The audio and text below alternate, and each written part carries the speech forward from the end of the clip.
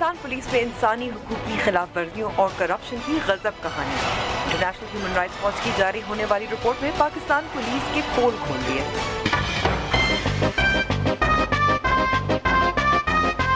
अमरीकी सदारती इलेक्शन, कांटेदार सियासी मुहिम रूज पर। आज हिलरी और ट्रंप का पहला टाकरा।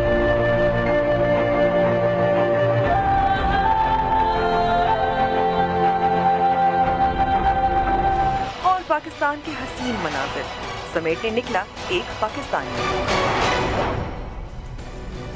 अस्सलाम वालेकुम and welcome to news voice. मैं हूं अंबर शमसी। पाकिस्तानी पुलिस पर एतमाद नहीं करते, ये तो सब जानते हैं, लेकिन बैनुल-अक़वामी इंसानी हुकूक के लिए काम करने वाली तंजीम ह्यूमन राइट्स वॉच की शाये होने वाली रिपोर्ट शर्मनाक है पुलिस के लिए। इसका नाम है क्रुकेड सिस्टम, यानी बददयानत निज़ाम। कुछ साल पहले जब मैं एक रिपोर्टिंग असाइनमेंट पर थी और रावलपिंडी एक थाने में मेरी मुलाकात ऐसे मुजरिम से हुई जिसने 6 साला बच्ची पर जिनसी ज़्यादती और कत्ल किया था। उसका इल्ज़ाम था उस पर। उसका ज़हनी तवाज़ुन दुरुस्त नहीं था और बोल नहीं रहा था। मेरे साथ एक पुलिस एहलकार मौजूद था। उसने कहा, नहीं बोल रहा, देखते कैसे नहीं बोलता। कोई परवाह नहीं थी उन्होंने कि कैमरा ऑन था या नहीं, मेरे सामने मारने लगे। और इससे यही अंदाज़ा होता है कि पुलिस को कितनी आदत है तशद्दुद की और मार कुटाई की। लेकिन पुलिस वालों का भी मौक़िफ़ दुरुस्त है कि वसाइल की कमी है, कि पुलिस पर सियासी और अस्करी दबाव रहता है। हल कानून से मिलेगा या इनफरादी पुलिस एहलकारों की कोशिशों से? शुरू करते हैं टॉप स्टोरी से। पाकिस्तान पुलिस फोर्स एक ऐसा नाम जिसका नाम सुनते ही आम शहरी खौफज़दा हो जाते हैं, जबकि पुलिस का नारा है पुलिस अवाम साथ साथ। लेकिन इंटरनेशनल ह्यूमन राइट्स वॉच की जारी होने वाली रिपोर्ट में पाकिस्तान पुलिस की इंसानी हुकूक की खिलाफ वर्जी की पोल खोल दिए। तफसील इस रिपोर्ट में। पाकिस्तानी पुलिस खौफ और दहशत की अलामत। अवाम कानून के रखवालों से दूर भागते हैं। कहा जाता है काली यूनिफॉर्म काला कानून। वैसे तो ये कानून के रखवाले अवाम को तहफ़्फ़ुज़ देने के ज़ामिन हैं, लेकिन अवाम उनके नारवा सलूक और रवैये से इन पर एतमाद नहीं करते। ये सब बातें कही गई इंटरनेशनल ह्यूमन राइट वॉच की रिपोर्ट में। इस रिपोर्ट में पाकिस्तान पुलिस की जानिब से इंसानी हुकूक की खिलाफ वर्जियों पर सख्त तनकीद की गई है। पुलिस की जानिब से मारवाए अदालत कत्ल, हब्से बेजा और ज़ेरे हिरासत तशद्दुद के साथ साथ करप्शन और तहकीकात के तरीक़ा कार पर सवाल उठाए गए।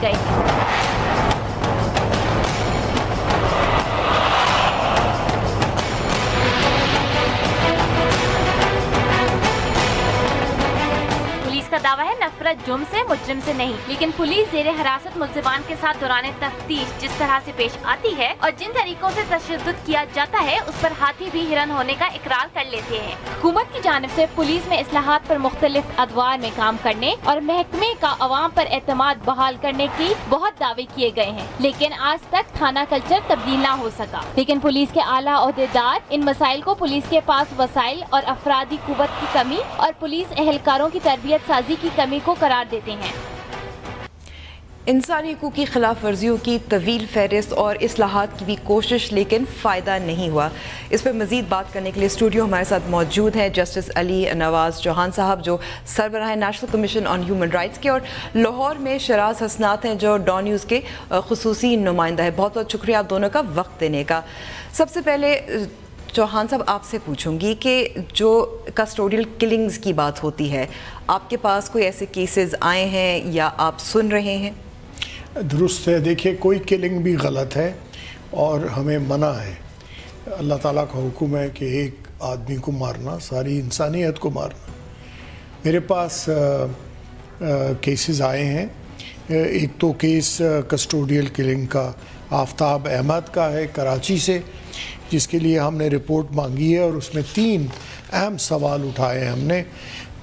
एक, उनसे मैंने पूछा है कि whether any judicial inquiry has been conducted by any magistrate, if not what was the difficulty. It is learned that an internal inquiry is being conducted by the military rangers. If that is so, what are their findings? और तीसरी बात हमने उनसे पूछी है, was any postmortem examination conducted on the dead body of Mr. Aftab Ahmad and may we have a copy? अभी तक हमें इसकी कोई जवाब नहीं मिला। बावजूद इसके कि हमारे मोहतरम चीफ ऑफ आर्मी स्टाफ जो हैं उन्होंने भी हदायत की है कि इसके ऊपर इंक्वायरी की जाए। और कितना अरसा गुजर गया जब से आपने ये सवाल उनसे पूछा? देखिए, हमने ये चिट्ठी उनको पहली जो लिखी है वो लिखी है کوئی اگست میں, اور ابھی دوبارہ ہم نے ان کو ریمائنڈر دیا. اس کے علاوہ میرے پاس نیشنل اسمبلی نے کسٹوڈیل اور ایکسٹرا جوڈیشل کلنگ کی جو ہے کمپلینٹ لانچ کی ہے, اور اس میں میرے پاس 60 نام دیے گئے ہیں جن کے بارے میں ایلیگیشن ہے کہ ان کی ایکسٹرا جوڈیشل کلنگ میں وہ مارے گئے ہیں. ہم نے تحقیقات شروع کر دی. چیف سیکرٹری صاحب جو ہیں سندھ کے اور سیکرٹری انٹیریئر صاحب کو 30 اگست 1916, اور یہ کیسز جو ہیں تمام صوبوں سے ہیں؟ نہیں, یہ کیسز پرٹیکولرلی سندھ کے ہیں, لیکن میں اس کا جواب بھی ابھی نہیں آیا, اور ہم منتظر ہیں, ہم اس کی انکوائری کریں گے کہ یہ 60 لوگ کہاں چلے گئے, کسٹوڈیل کلنگ میں کس نے مارے, کیا ان کے پوسٹ مارٹم ہوئے ہیں یا نہیں. اسی طرح جب ہم کوئٹہ گئے تو یہ بھی پتہ چلا کہ بہت سارے لوگ جو مارے گئے ہیں ان کے پوسٹ مارٹمز نہیں ہوئے.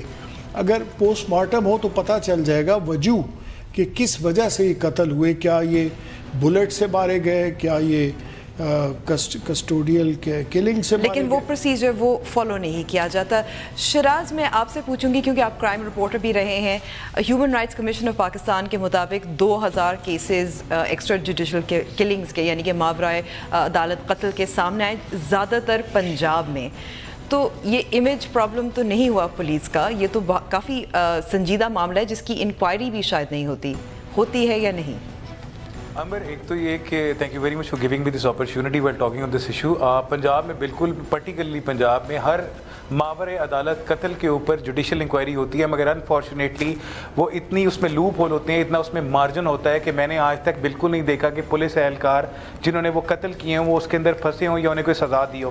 اور اگر کہیں پہ کسی انکوائری میں انہیں گلٹی ڈکلیئر بھی کر دیا جاتا ہے تو وہ صرف چند نیچے کے اہلکار ہوتے ہیں جن کو قربانی کا بکرا بنایا جاتا ہے. اس کی ایک مثال آپ کو دیتا چلوں, جو ماڈل ٹاؤن انسیڈنٹ تھا, ایوری ون نوز کہ ماڈل ٹاؤن میں کس طرح ہائی ایپس کے کہنے پہ ساری فائرنگ کی گئی, مگر آج بھی اس کیس میں جو نچلے لیول کے کوئی انسپیکٹر اور کوئی کانسٹیبلز تھے ان کو جیل میں رکھا گیا ہوا ہے, جبکہ ایک بھی آئی ایف جو ہے اس کے اوپر کوئی چارجز نہیں ہے. تو یہ کوائٹ نارمل پریکٹس ہے. اور پنجاب میں تقریباً اگر فورس کو میں کمپیئر کروں تو 1,75,000 کے قریب پنجاب پولیس ہے, ایوریج تقریباً 1200 افراد پہ ایک پولیس اہلکار ہے. کئی پروجیکٹ شروع کیے, موجودہ گورنمنٹ نے بھی کیے, پچھلی گورنمنٹ نے بھی کیے, اور ہمیشہ سے یہی دعویٰ کرتا رہا یہ پنجاب کا نظام کہ جی تھانہ کلچر چینج کریں گے, مگر انفارچونیٹلی آج بھی وہی نظام ہے کہ اگر رات کو کسی کو ضرورت کے تحت تھانے جانے کی ضرورت پڑے تو تھانے کا گیٹ اس کے لیے بند ہوتا ہے. اور اس میں کوئی ڈیجیٹل چیزوں کو انوالو کیا گیا, ہاسٹل آئی نکالا گیا. شراز, یہ بھی مسئلہ ہے کہ سیاسی مداخلت بھی تو بہت ہوتی ہے نا, اس پہ بھی کافی شور مچتا رہتا ہے. جی, پنجاب پولیس کے اوپر میجر ایلیگیشنز جو ہیں وہ سیاسی مداخلت کی, اور اس کا صرف ایک ثبوت آپ کو دوں کہ جو آفیشیل ڈکلیئرڈ رائیونڈ میں جاتی عمر ہے اس کے لیے تقریباً 2700 پلس اہلکار. لاہور کی ٹوٹل نفری 27,000 ہے, جن میں آپریشنل صرف 14,000 ہیں, اور باقی جو ریمیننگ ہیں وہ سارے کے سارے وی آئی پی ڈیوٹیوں پہ رہتے ہیں, جن میں جاتی عمرہ کے اوپر 2700 پلس کاپس جو ہیں وہ پرماننٹ ڈپلائڈ ہیں. ان کا کھانا پینا رہنا سب کچھ وہیں پہ, اور اس کے لیے ایک علیحدہ کر دی گئی ہے. ایون ایک ڈی آئی جی آفیسرس کو وی آئی پی سیکورٹی کے لیے علیحدہ ڈپلائڈ کر دیا گیا ہے کہ جی سیکورٹی ونگ ہے. تو ان کی زیادہ تر جو تعداد ہے وہ وی آئی پی ڈیوٹیز میں رہتی ہے, جس کی وجہ سے جو عام آدمی ہے یا تو وہ ان کا وکٹم بنتے ہیں اس فرسٹریشن کی وجہ سے, یا پھر یہ اس کی کسی قسم کی مدد کو تیار ہی نہیں ہوتے. حالانکہ جس طرح میں نے کو بتایا انہوں نے کچھ لیٹسٹ ایپس انٹروڈیوس کر دی ہیں, مگر اس کے باوجود بھی آج بھی لوگوں کو یہی شکایت ہے کہ ان کی سنوائی تھانے تک میں بھی نہیں ہوتی. اور مگر مسئلہ جو ہے صرف ظاہر بڑے شہروں کا نہیں ہے, جو وی آئی پی یا سیکیورٹی کا ہوتا ہے وہ تو بڑے شہروں میں ہوتا ہے, لیکن ضلعی سطح پہ, تھانے کی سطح پر جہاں ہم چھوٹے چھوٹے آگے سب ڈسٹرکٹس میں جاتے ہیں تو پرابلم تو وہیں ہوتا ہے نا. جی بالکل, اگر ہم چھوٹے علاقوں کی طرف جائیں تو ایک ایک تھانے کا, مثلا صرف لاہور کی بات کرتے ہیں تو دیر آر 84 پولیس اسٹیشنز ان لاہور, مگر اگر ہم قصور کی بات کرتے ہوئے باقی جگہ پہ کرتے ہیں تو ان کا حدود اربع شاید کافی زیادہ ہو, اور وہاں پہ پولیس اسٹیشنز کی تعداد کافی کم ہے, اور ان کی جو جوسڈکشنز ہیں وہ کمپیریٹیولی لاہور کی ایک پوری ڈویژن شاید اتنی بڑی نہیں ہوگی جتنا ایک ایک جو رورل پرٹیکولرلی ایریاز ہیں ان کے تھانوں کی جوسڈکشنز, اور وہاں پہ لوگوں کو اپروچ کوئی نہیں. آپ امیجن کریں کہ راجن پور سے اگر کسی بندے نے آئی جی پنجاب کو ملنا ہے تو وہ آج صبح اگر نکلے گا تو رات کو پہنچے گا, یا اگر رات کو نکلا تو اگلے دن دوپہر کو پہنچے گا, اس کی جوتیاں تک گھس جاتی ہیں. پھر آ کے یہاں پہ اسے جواب ملتا ہے کہ جناب آپ اندر ہی جا سکتے, آپ نے پورے سیکیورٹی پروٹوکولز کو فالو کر رہے ہیں. تو لوگوں کے یہ مسئلے ہیں, انصاف انہیں وہاں پہ نہیں ملتا. رورل ایریاز میں تو کوئی پوچھنے والا ہی نہیں ہے, وہاں پہ لوگوں کی اپروچ نہیں ہے. ایس ایچ او ان کے لیے بادشاہ ہے, وہ صحیح کرے سفید کرے, وہ جو مرضی کرے, اسے کوئی پوچھنے والا نہیں ہے. اور یہی ایک وجہ ہے کہ ہیومن رائٹس واچ نے جو اپنی رپورٹ میں انٹیمیٹ کیا ہے کہ کرپشن سے یہ باز نہیں آتے, اختیارات کا ناجائز استعمال یہ کرتے ہیں. خواتین پولیس کی تعداد شدید کم ہے ان کے پاس, باوجود اس کے کہ کئی دفعہ انہوں نے بھرتیاں کی, مگر وہ خواتین اور شراز الاؤنسز بھی تو حال ہی میں کچھ بڑھائی تھیں پنجاب حکومت جی. ابھی ریسنٹلی سی ایم پنجاب نے ان کے ایون اسکیل بھی اپگریڈ کیے ہیں, ان کے فنڈز بھی بہت زیادہ ایلوکیٹ کر دیے گئے ہیں. مگر میں جس طرح آپ کو بتا رہا ہوں کہ انفارچونیٹلی وہ تربیت ان کی نہیں کی جا رہی. اور انٹرسٹنگ چیز یہ ہے کہ پنجاب میں تو باقاعدہ طور پہ سائیکالوجسٹ بھرتی کی گئیں, لڑکیاں بھی اور لڑکے بھی, گریڈ 17 میں, تاکہ وہ ان کا کچھ سائیکولوجیکل ان کا علاج کریں. اگر انہیں کوئی مسئلے ہیں گھر کے یا کچھ تو وہ دور کریں, جابس کے کوئی مسئلے ہیں وہ دور کریں. مگر جو ان کے بیسک نارمز ہیں نا, اگر میں تھوڑے سے ان کے مسائل کی طرف بھی آ جاؤں, دیکھیں ویکلی آف پہ پراپر ان کا امپلیمنٹیشن نہیں ہے, 8 گھنٹے ڈیوٹی کی بجائے 12 گھنٹے نوکری ہے, کورٹس میں علیحدہ جا کے یہ پریشان ہوتے ہیں, وکلا کے ہاتھوں ان پہ تشدد کیا جاتا ہے. اور ایون ایک انویسٹیگیشن آفیسر کو ایک مائنر کیس کے لیے بھی گورنمنٹ فنڈ پرووائڈ کرتی ہے, مگر اس کے باوجود مدعی سے پیسے لے کے اس کی گاڑی میں ٹریول کر کے اس کے ملزموں کو پکڑنے کا لیے اس کا سب سے بڑا جو ہے نا وہ ڈیمانڈ یہی ہوتی ہے. تو انفارچونیٹلی جو تجربات کیے گئے پنجاب میں, ایڈمن آفیسرز لگائے گئے, فرنٹ ڈیسک بنائے گئے, کمپیوٹرائز کیا گیا, مگر اس کے کوئی امپیکٹ عام طور پہ لوگوں پہ نظر نہیں آ رہے. چوہان صاحب, اصلاحات پر بہت بات ہوئی ہے, جس میں 2002 کا پولیس ریفارمز آرڈر تھا, پھر 2016 میں سال خیبر پختونخوا میں پولیس ریفارمز ایکٹ انٹروڈیوس کیا گیا. قانون سے حل ہوگا, کس طرح سے حل ہوگا؟ دیکھیے 1861 میں جب یہ آئرش کنسٹیبلری لا یہاں لے کے آئے تو اس کا مقصد یہی تھا کہ جو جنگ آزادی تھی اس کے بعد ان کو کچلا جائے. وہ جو نفسیاتی اثر ڈالا ہے 1861 کے لاء نے, وہ ابھی تک گیا نہیں ہے. 2002 کا جو قانون ہے وہ بالکل امپریکٹیکل ہے. اس میں جو کمیٹیاں ہیں, فلانی چیزیں بنی, ہم نے تو ان کا کوئی عمل نتیجہ نہیں دیکھا, اور وہ آپریشنل بھی بالکل ہے نہیں ہے. وہ جو شیئر ہی نہیں کی گئی رپورٹ. میں اس وقت سٹنگ جج تھا, میں نے ریکویسٹ بھی کی تھی کہ ہمیں بھی اس میں شریک کیا جائے, اور سابقہ گورنر حیدر صاحب کو پتہ ہے اس بات کا کہ جنرل نقوی صاحب نے وہ جلدی میں بنایا, اور وہ لاء غلط ہے, we have to change it. دوسری بات یہ ہے کہ سسٹم ہمیں انٹروڈیوس کرنا ہوگا جس میں کوئک جسٹس کسی کو مل جائے. چوہان صاحب, کوئک جسٹس پہ ہم مزید بات کریں گے, لیکن اب ہم نے بریک پہ جانا ہے. بریک کے بعد ہم بات چیت جاری رکھیں گے اصلاحات کی, اور کس طرح سے لوگوں کو انصاف جلد مل سکے تاکہ اس طرح سے انسانی حقوق کی خلاف ورزیاں کم ہو سکیں.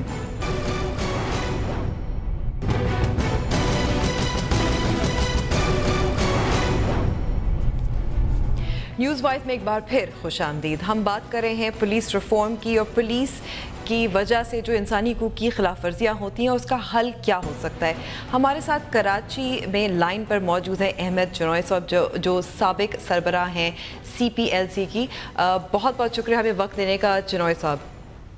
جی, جب بات ہوتی ہے وائلنس کی, تشدد کی, پولیس ماورائے قتل عدالت کی, تو یہ کہا جاتا ہے کہ پولیس کے پاس کیونکہ انویسٹیگیٹو کیپیبلٹیز کم ہے, تربیت کم ہے, اسی وجہ سے شاید وہ اتنا انحصار کرتے ہیں ٹارچر پر, تشدد پر.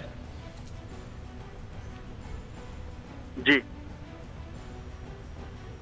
جی جنوئی صاحب, تو آپ کو لگتا ہے کہ یہ ایک وجہ ہے جس کی وجہ سے جو پولیس جو ہے وہ اس طرح سے پھر گلٹی ہوتی ہے آف ٹارچر؟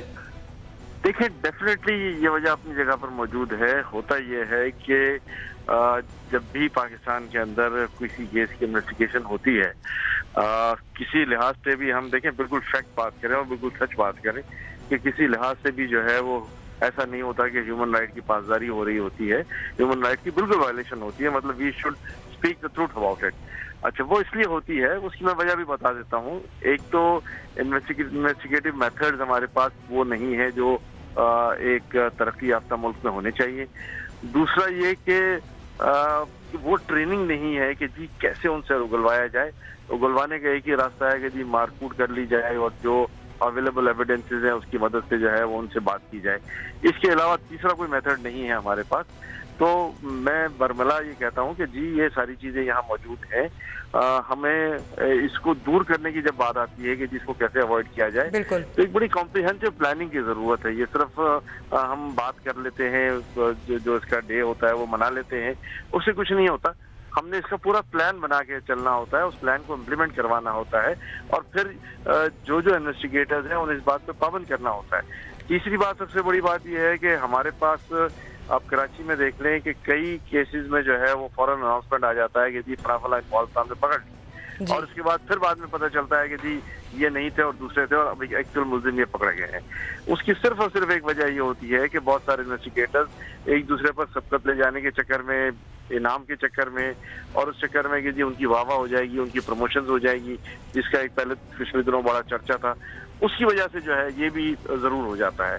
تو میں سمجھتا ہوں کہ ہمیں کمپریہنسولی سارے اینگلز کو اسٹڈی کرنا چاہیے، سارے پوائنٹس کو دیکھنا چاہیے، اور اس کے بعد جو ہے وہ اس کی ایک کمپریہنسو پالیسی لانی چاہیے کہ کیسے دنیا میں انویسٹیگیشن ہوتی ہے، اور کیسے جو ہے وہ ہم فال انویسٹیگیشن کر کر ایکچوئل ٹروتھ کو جو ہے وہ سامنے لے کے آئیں. چنائے صاحب، تو جب پولیس ریفارمز کی بات ہوتی ہے اور کہتے ہیں کہ سیاسی مداخلت کو ختم کیا جائے، اس کو سینٹرلائز کیا جائے، آئی جی کے ہاتھ میں ہو پروموشنز وغیرہ وغیرہ، تو انویسٹیگیٹو کیپبلٹیز، تربیت اور ان کی وسائل جو ہے وہ اویلیبل کیوں نہیں ہوتے؟ وہاں کیوں نہیں توجہ جاتی؟ دیکھیں بڑا ڈیبیٹیبل سوال ہے کہ یہ وسائل جو ہے وہ بڑی آسانی سے کہہ دیا جاتا ہے کہ جی وسائل کی کمی ہے، ہمارے پاس فلاں چیز نہیں ہے، ہمارے پاس فلاں چیز نہیں ہے. لیکن میرا سوال ہمیشہ یہی ہوتا ہے کہ جو اویلیبل ریسورسز ہیں اس پہ ہم نے کتنا کام کر لیا، اس کو ہم نے کتنا یوٹیلائز کر لیا، اور اس سے کیا بینیفٹ لے لیا. ظاہر ہے میں یہاں انویسٹیگیٹرز کو بھی ذمہ دار نہیں قرار دوں گا، اس لیے ذمہ دار قرار نہیں دوں گا کہ ان کے پاس بھی ایک لمیٹڈ ریسورس ہے، اور اس لمیٹڈ ریسورس کے ساتھ جو کچھ بہتر طریقے سے وہ کر سکتے ہیں اس کی ظاہر ایفرٹ بھی اپنی جگہ پر ہوتی ہے. مگر پھر بات وہ یہ آ جاتی ہے کہ لیک آف ٹریننگ ہوتی ہے، اور اس لیک آف ٹریننگ کو جو ہے وہ کسی طریقے سے بھی جو ہے وہ آپ انڈرمائن نہیں کر سکتے. یہ ایک سب سے بڑا فیکٹر جو ہے وہ سامنے آ جاتا ہے. اب مثال کے طور پہ ایک فورینزکس لیب جو ہے پنجاب میں قائم کیا گیا، تو اس کی وجہ سے یہ ایسا ظاہر ہوتا ہے، کچھ عرصہ بھی گزر گیا ہے، اس کا ظاہر ہوتا ہے کہ کوشش تو کی جا رہی ہے. دیکھیں بالکل کی جا رہی ہے، میں یہ نہیں کہتا کہ ڈینائی نہیں کرتا. فورینزک لیبس بھی بنی ہوئی ہیں، لاہور میں بنی ہے، کراچی میں بھی بنی ہے. سوال یہ ہوتا ہے کہ ہم اس فورینزک لیب کا کتنا میکسیمم یوٹیلائزیشن کرتے ہیں. شراز آپ سے پوچھوں گی کتنی یوٹیلائزیشن ہوتی ہے اس فورینزکس لیب کی؟ بالکل نمبر اس فورینزک لیب کی بہت زیادہ یوٹیلائزیشن ہو رہی ہے، اور اس کے بڑے پازیٹیو امپیکٹ بھی ہیں. صرف ایک ریسنٹ ایگزامپل آپ کو دوں گا، جو پاکستانی اوریجن برٹش تھی سامیہ شاہد کیس، اس کے اندر ایس ایچ او لیول تک یعنی نیچے سارا انہوں نے ڈکلیئر کر دیا تھا کہ یہ مرڈر نہیں ہے، اور اس کو کیس کو کلوز کر دیا تھا. مگر جب جے آئی ٹی بنی اور اس کی فرانزک ایویڈنسز کلیکٹ ہوئے اور اس میں پولیگراف ٹیسٹ ہوئے جو سچ اور جھوٹ کو ماپتے ہیں، تو اس کے بعد یہ ثابت ہو گیا کہ واقعی ہی اس کا پریویس ہسبینڈ اور اس کے فادر اور اس کی بہن اور اس کی ماں جو تھی وہ انوالو تھے. تو یہ فرانزک ٹیسٹ ہی ہیں جس کی وجہ سے آج کمپیریٹیولی پنجاب میں انویسٹیگیشن کا سسٹم تھوڑا سا بہتر ہے. چنائے صاحب کی بات کو تھوڑا سا سیکنڈ کروں گا کہ تربیت کی کمی ہے. اگر ان کو تھوڑی تربیت بھی دے دی جائے، وسائل کے ساتھ ان کو یہ ریئلائز کروایا جائے کہ انہوں نے واقعی یہ عوام کے خادم ہیں، ان کے دوست ہیں، ان کے ساتھ اچھا سلوک کرنا ہے، تو پھر شاید تھانہ کلچر تبدیل ہو جائے. جو حالات ہے اس میں تو نہیں ہے. یعنی سی ایم پنجاب جو ہے وہ ڈی پی اوز اپوائنٹ کرتے ہیں. پنجاب میں آئی جی صاحب کے پاس یہ اختیار نہیں ہے. کے پی کے میں اب آئی جی کے پی کے پاس یہ اختیار ہے کہ وہ اپوائنٹ کریں ایون ایڈیشنل آئی جی تک. مگر پنجاب میں یہ اختیار آئی جی پنجاب کے پاس نہیں ہے. تو یہ وہ پولیٹیکل انوالومنٹ ہے جو لیڈ کرتی ہے نیچے تک، کہ جب ایک سفارش پہ بندہ ایک پولیٹیکل گورنمنٹ کے سر پہ بیٹھ کے آئے گا تو پھر نیچے تک اسی پولیٹیکل گورنمنٹ کو وہ ابلائج کرتا ہوا لے کے جائے گا. شراز، جو پولیس ہے، پنجاب پولیس ہے، وہ اپنا امیج تھوڑا سا چینج کرنے کی کوشش کر رہی ہے، یونیفارم شاید تبدیل کر رہی ہے، لیکن یہ تو سرسری ہوا نا.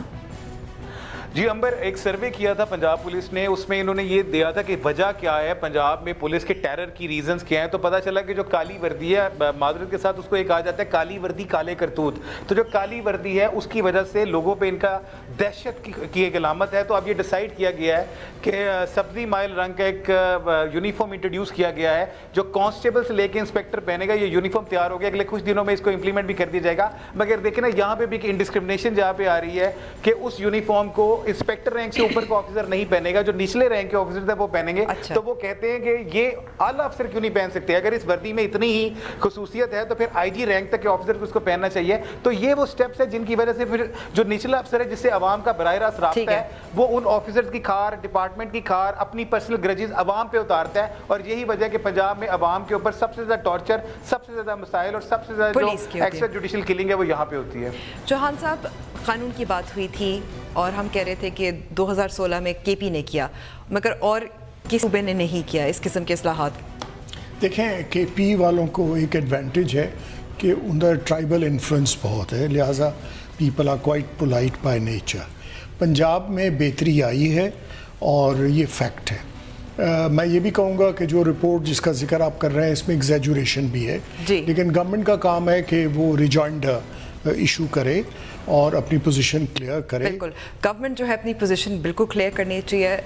चौहान साहब, बहुत बहुत शुक्रिया वक्त देने का। अहमद चिनॉय साहब, आपका भी बहुत बहुत शुक्रिया। और लाहौर स्टूडियो में डॉन न्यूज़ के नुमाइंदा खुसूसी शराज असनाद, आपका भी शुक्रिया। सर, अर्ज ये करूँगा एक जुमले में कि क्रिमिनल जस्टिस सिस्टम सारा जो है उसका रिव्यू होना चाहिए। मैं ये भी दरख्वास्त करूँगा कि लॉ की जो कन्फ्यूजन है वो दूर हो जाएगी अगर supreme court as a full court बैठेगा in all cases rather than in divisions, ताकि लॉ जो है उसकी क्लैरिटी हो जाए। और आखिर में ये मैं कहूँगा कि जो पंजाब या बाकी ज़िलों की पुलिस है, it should be divisional police, it should not be such a big body, एक आईजी से कंट्रोल नहीं कर सकता। और लास्ट ये कहूँगा कि जो प्री ट्रायल सिस्टम है उसको राइज किया जाए ताकि एविडेंस चेक कर सके एक मैजिस्ट्रेट, बजाय पुलिस ऑफिसर के चालान सबमिट करने से पहले। ठीक है। और ये नहीं कि चालान नहीं आया और वक्त ज़ाया हो रहा है। ये दुनिया सारी में जो है वो टॉप टू बॉटम पुलिस जो जुडिशल सिस्टम है उसके इस्लाहात होना चाहिए। Pre trial exactly. लेकिन हमें चौहान साहब, बातें बहुत है लेकिन हमें ब्रेक पे जाना है क्योंकि न्यूज़ अपडेट्स ज़रूरी हैं।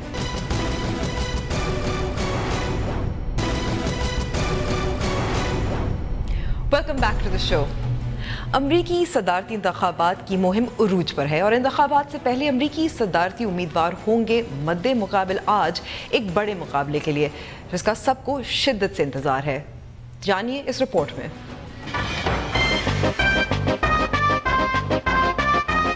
नवंबर में होने वाले अमरीकी सदारती इंतखाबात की मुहिम अपने आखिरी मराहिल में दाखिल हो चुकी है और अब वो वक्त आन पहुंचा है जिसका सबको शिद्दत से इंतजार है। अमरीकी सदारती इंतखाबात के उम्मीदवार डोनाल्ड ट्रंप और हिलरी क्लिंटन पहली मर्तबा आमने सामने होंगे। पीर की रात को होने वाली पहली सदारती बहस को मुमकिन तौर पर अमरीका की तारीख की अब तक की सबसे ज्यादा देखी जाने वाली बहस करार दिया जा रहा है। एक अंदाजे के मुताबिक इस बहस को 100 मिलियन से ज्यादा अफराद देखेंगे, जबकि वॉल स्ट्रीट जर्नल के सर्वे के मुताबिक 1/3 अमरीकी वोटर्स अपना फैसला इस बहस के बाद करेंगे। तजज़ियाकारों का कहना है कि हिलरी को डोनाल्ड ट्रंप की तरफ से इनके हालिया ईमेल स्कैंडल पर तनकीद का सामना होगा, जबकि हिलरी ट्रंप को उनके टैक्स गोशवारे कौम के सामने न लाने और रूसी सदर की हिमायत करने पर तनकीद का निशाना बनाएंगी।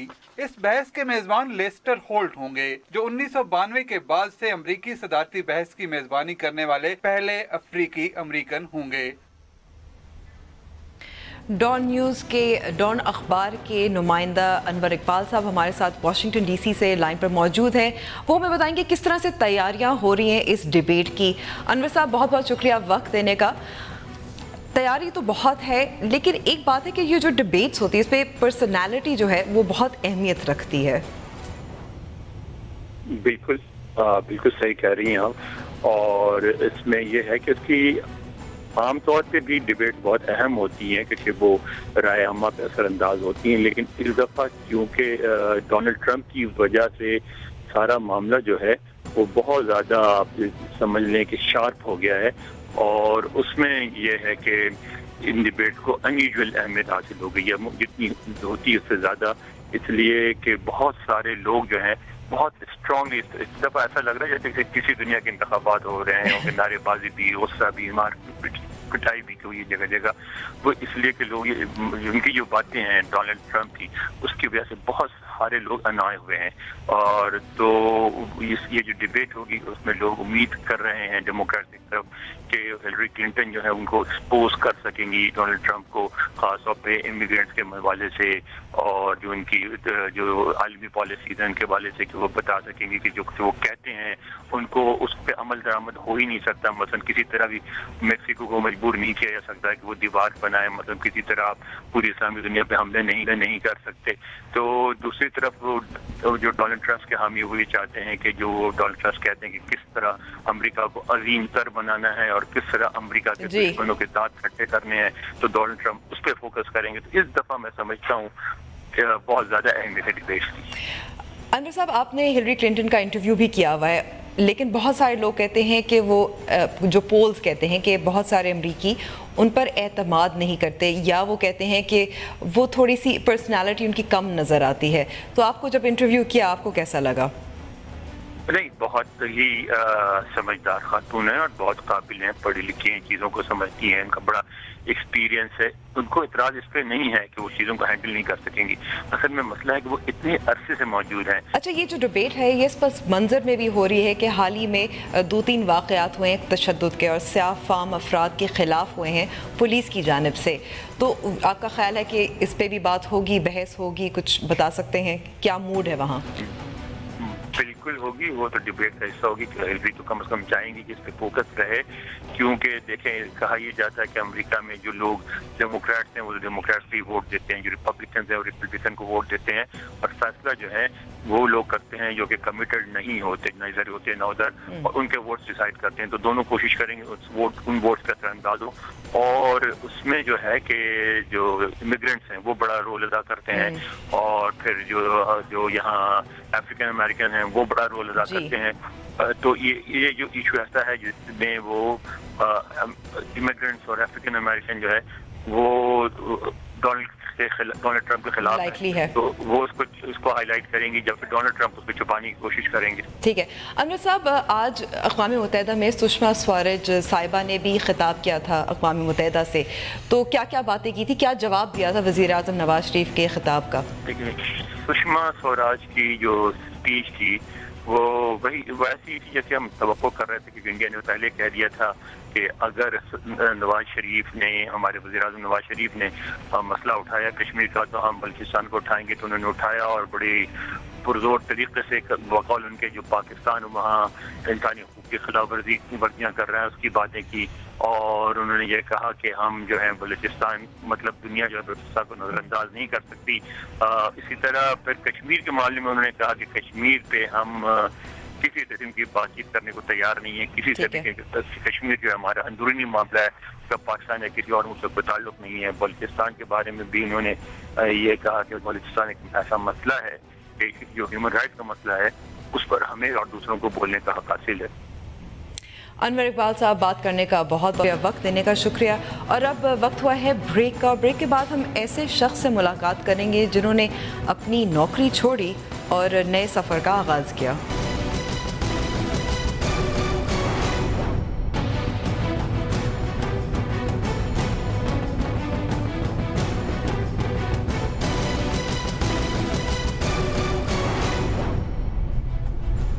نیوز وائز میں ایک بار پھر خوش آمدید. آپ اپنے سفر کا آغاز بلند ترین ہمالیہ کی چوٹیوں سے کریں, یا خیبر پاس سے, ساحل سمندر سے, یا چولستان کے صحراؤں سے, جوں آپ پاکستان میں آگے جاتے جائیں گے قدرت کے حسین نظارے سمٹ کر آپ کو حیران کر دیں گے. قدرت کے انہی خوبصورت نظاروں کو سمیٹنے نکلے ہیں ایک پاکستانی, اور ان کی تفصیل اس رپورٹ میں دیکھیں.